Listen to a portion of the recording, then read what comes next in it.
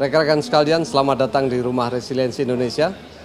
Kami sangat beruntung hari ini kita dapat tamu rekan-rekan dari Muhammadiyah Disaster Management Center. Ada Mas Amin dan ada Mbak Hamsa. Mas Amin, tolong dijelaskan apa sebenarnya MDMC itu? MDMC ini sebetulnya kalau di anggaran rumah tangga kami adalah Lembaga Penanggulangan Bencana Muhammadiyah. Tetapi memang lebih dikenal dengan bahasa Inggrisnya Muhammadiyah Disaster Management Center. Secara formal memang MDMC ini muncul 2007, kemudian ditetapkan di Muktamar, tetapi sebetulnya dari segi aktivitas untuk kegiatan di humanitarian memang Muhammadiyah memiliki concern terhadap itu. Dan untuk target grupnya memang terutama meskipun tidak menutup target grup yang lain. Yang pertama itu adalah di bidang untuk kesehatan, dalam hal ini dengan teman-teman Majelis PKU sebagai leading sektornya, kemudian di pendidikan, dan kemudian di komunitas. Dan MDMC ini memang pada muktamar terakhir itu memang diarahkan untuk bisa mengembangkan kemitraan dengan jejaring yang ada dan juga meningkatkan partisipasi masyarakat dalam rangka untuk meningkatkan ketangguhan bencana. Mungkin secara singkatnya itu Pak Puji. Baik, terima kasih Mas Amin. Sekarang kepada Mbak Hamsa. Kesempatan ini MDMC ikut serta dalam Rumah Resiliensi Indonesia. Waktu Mbak Hamsa mendengar tentang Rumah Resiliensi Indonesia, apa yang terbayang di benaknya Mbak Hamsa waktu itu? Baik, di kami sendiri Pak, sekarang ini kami sedang mengadakan program bagaimana sekolah itu resilience ketika menghadapi pandemi. Oke, jadi ada hubungannya antara rumah resiliensi dengan sekolah yang resilient gitu ya?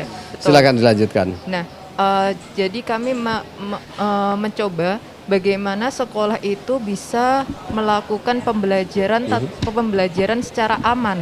Baik itu ketika tatap muka shifting maupun tatap muka secara full seperti itu. Dan ketika di sekolah itu sudah memiliki SOP, sekolah memiliki UKS yang terupgrade, maka siswa mengerti mengenai 3M ataupun 5M, mereka bisa memengaruhi ke keluarganya. Dan ketika itu terjadi, maka rumah juga akan menjadi resilient seperti itu, Pak. Jadi tadi Mas Amin mengatakan ada banyak bidang yang dilakukan oleh MDMC. Ya, salah satunya tentang pendidikan. Betul. Dan salah satu aspeknya adalah pendidikan yang resilient.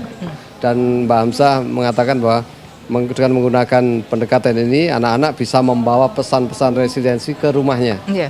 Dan sejauh ini bagaimana tanggapan dari orang tua terhadap pesan yang dikemukakan oleh anak-anak sekolah ini? Orang tua sangat senang ya Pak, karena awalnya anak-anak itu tidak patuh menggunakan masker. Akhirnya mereka menjadi tahu kenapa mereka harus menggunakan masker. Bahkan kami juga tidak hanya untuk sekolah umum, tapi kami juga melakukan pendekatan sekolah disabilitas, Pak. Disabilitas, oke. Ya, dan anak-anak disabilitas ini justru mereka memiliki kegigihan ketika mengingatkan teman, mengingatkan keluarga. Jadi, Bu, mana masker saya? Loh, kok kamu tidak menggunakan masker? Nah, seperti itu justru yang kami temukan, Pak, untuk adik-adik disabilitas. Baik, mari kita kembalikan Rumah Resiliensi Indonesia. Dalam kesempatan ini MDMC juga menggelar suatu stand, suatu booth pameran. Apa yang dipamerkan di sana, Mbak Hamsa? Ada banyak hal yang kami ceritakan, Pak. Di antaranya terkait dengan pendidikan, kami mengangkat isu terkait dengan program Ubah, bagaimana sekolah menghadapi COVID-19. Kemudian ada program Sahabat, bagaimana mengolah data ketika terjadi saat ini ketika pandemi di komunitas. Kemudian selain itu ada desa tangguh bencana juga, ada isu penguatan di internal melalui program PEER, kemudian ada stakeholder dengan pentahelixnya melalui LLDPP, melalui program Ubah juga seperti itu, Pak. Banyak semua ini berada di dalam satu booth di MDMC. Luar biasa. Ini satu booth yang komprehensif ya. Untuk menjelaskannya butuh 3 bulan. Mas Amin, coba ganti ke Mas Amin. Kira-kira kalau peserta atau pengunjung Rumah Resiliensi dan kita mengajak teman-teman untuk singgah ke boothnya MDMC, Kira-kira apa yang mereka dapatkan? Pertama kali mereka masuk, apa yang akan terlihat di booth itu? Ya. Jadi memang di booth kami yang pertama memang kita desain sebetulnya basisnya untuk yang basis digital, sehingga memang kita siapkan ada beberapa laptop dan juga tablet yang memang menunjukkan apa yang kami sampaikan. Jadi sifatnya interaktif ya, mereka bisa ya, langsung mereka bisa langsung melalui di situ. touching, Ya. melalui komputer dan sebagainya. Dan kalau memang agar lebih nyaman, kita sediakan juga QR barcode yang ada link untuk menuju ke landing page yang isinya tadi yang sebagaimana disampaikan Mbak Amsa, termasuk juga di situ kegiatan-kegiatan yang bermitra dengan pihak lain dan bagaimana kami melaporkan, termasuk misalnya seperti ini kami dalam rangka akuntabilitas kami menyusun pelaporan kegiatan yang kita lakukan, baik itu dengan dana yang dikumpulkan dari warga Muhammadiyah maupun kita menggunakan dana-dana dari donor sebagai ini mitra. semacam akuntabilitas publik. Betul, Pak dari Puji. MDMC tentang dana yang diterima dan apa yang dimanfaatkan dengan cara seperti apa ya. Sehingga apa yang kita sajikan bukan saja aktivitas tetapi juga bagaimana pada kesempatan ini Rumah Resiliensi ini menjadi media kita untuk menyampaikan apa yang kita lakukan dan akuntabilitas dari pekerjaan kita. Baik. Itu. Mbak Amsa, Mas Amir mengatakan bahwa Rumah Resiliensi ini bermanfaat antara lain untuk akuntabilitas publik. Manfaat yang lainnya yang dirasakan oleh MDMC melalui Rumah Resiliensi ini apa saja, Mbak? Di samping akuntabilitas publik. Tentu selain itu kerjasama ya Pak. Ya. Hari ini saja masih hari pertama tapi sudah banyak sekali yang menawarkan kerjasama bersama dengan mereka MDMC. datang ke standnya MDMC dan menawarkan kerjasama ya. Okay. Mereka datang maupun ketika kami berpapasan seperti itu. Jadi menurut kami ini sangat berguna sekali untuk MDMC membuka kolaborasi seperti itu. Tadi waktu Pak Menko PMK membuka acara Rumah Resiliensi, beliau mampir ke MDMC nggak? Oh iya, jelas. jelas. Terus beliau menanyakan apa tadi? Terkait dengan respon bencana seperti itu, seberapa banyak MDMC sudah melakukan respon bencana? Baik. Kalau di MDMC sendiri 1 tahunnya mungkin lebih dari 100 melakukan respon bencana. 100 kejadian bencana. Iya. Jadi artinya MDMC tidak hanya melakukan langkah-langkah responsif, tapi kami juga mencoba melakukan pencegahannya seperti apa melalui sekolah, melalui komunitas seperti itu. Dan tentunya Pak Kemenko PMK mendorong sesuai dengan program kedermawanan nasional. Tadi apakah sempat dibahas di standnya MDMC? Tadi belum terlalu mendalam. Belum sampai ke sana ya. Tetapi beliau bertanya banyak tentang programnya MDMC. Betul. Baik, Mas Amin. Selain itu di stand ini apalagi yang kecuali akuntabilitas publik ya, apalagi yang para pengunjung bisa mendapatkan melalui interaktif itu tadi? Ya, di satu pihak memang kita menampilkan bagaimana kita satu kesetaraan gender itu kesetaraan gender kita jadikan isu lintas sektor yang ada sehingga peran perempuan itu tidak kita bedakan dengan teman-teman yang laki-laki.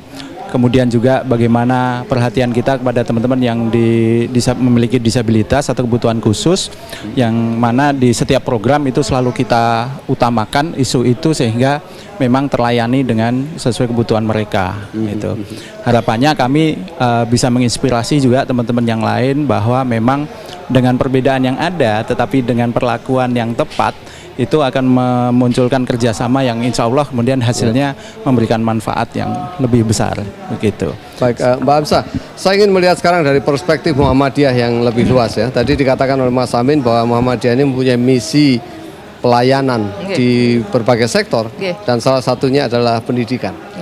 Bagaimana sektor pendidikan yang resilient ini berinteraksi dengan sektor-sektor pelayanan lainnya, misalnya kesehatan, ada Rumah Sakit Muhammadiyah, ya kan? Kemudian ada macam-macam pelayanan outlet pelayanan Muhammadiyah. Ini di orkestrasinya seperti apa, Mbak Amsa?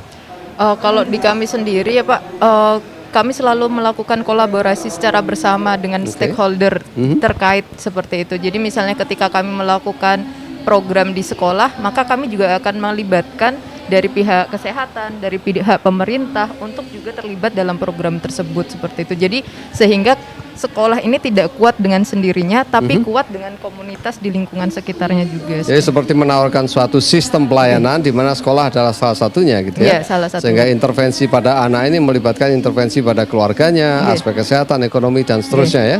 Baik. Sekarang kita kembali ke pameran Mas Amin. Tadi disebutkan sekilas ya tentang pendidikan.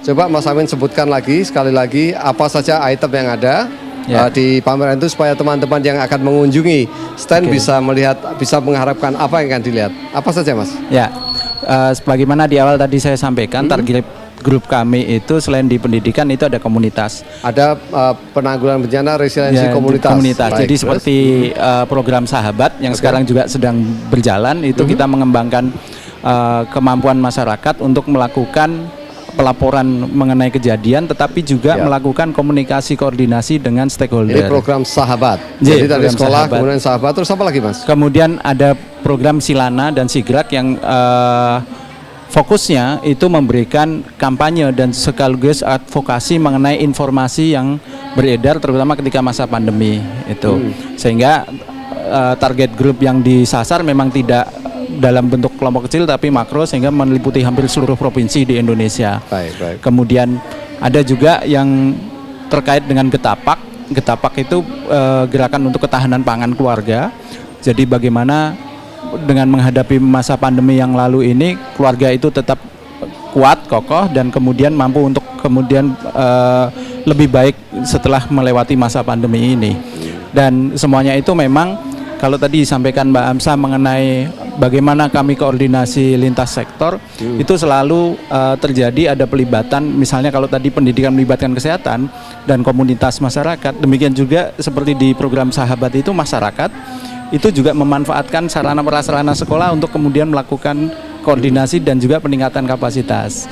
Sehingga memang kami selalu melakukan komunikasi ke stakeholder dan juga baik itu stakeholder eksternal maupun internal, karena di dalam Muhammadiyah ada banyak majelis, ada majelis pendidikan, kesehatan sendiri PKU, kemudian juga ada ibu-ibu Aisyah, kemudian adik-adik remaja di Nasihatul Aisyah, termasuk relawan yang kami gunakan tidak terbatas yang dari warga Muhammadiyah, tapi terbuka tapi yang lain juga. Yang lainnya juga. Itu.